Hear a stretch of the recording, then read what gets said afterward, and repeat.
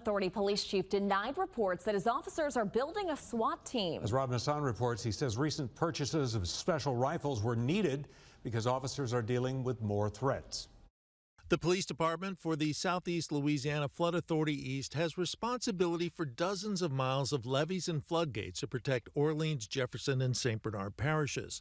It also polices lakefront neighborhoods and Lakeshore Drive, a recreational draw for hundreds of sometimes unruly visitors. We've had no less than a dozen encounters with the public who are suffering a mental health crisis in the last 6 weeks.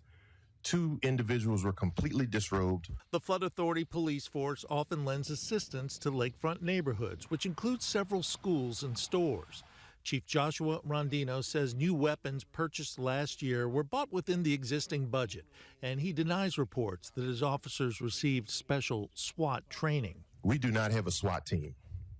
We do not have any paramilitary structured team that deploys independently. Rondino says his officers did receive what he calls special response training, and not SWAT. But at least one SELA East board member suggests the source of the confusion. It's been taken out of context.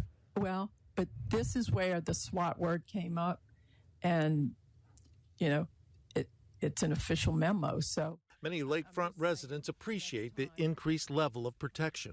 Our lives have changed. I've lived out here since 1989.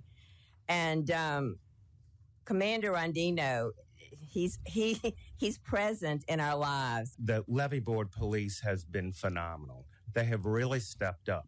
But others say there should be more transparency about the way the levee authority spends its money. I would rather have heard that not from a news article, but from the board. When there is a major new initiative in the authority, that first of all, you should have it approved by the correct authority, and it should be reported to the board that this is happening before we read it in the newspaper. Chief Rondino says the department was behind the times when it comes to dealing with increased threats, and he says he has a responsibility to make sure officers are properly equipped and trained.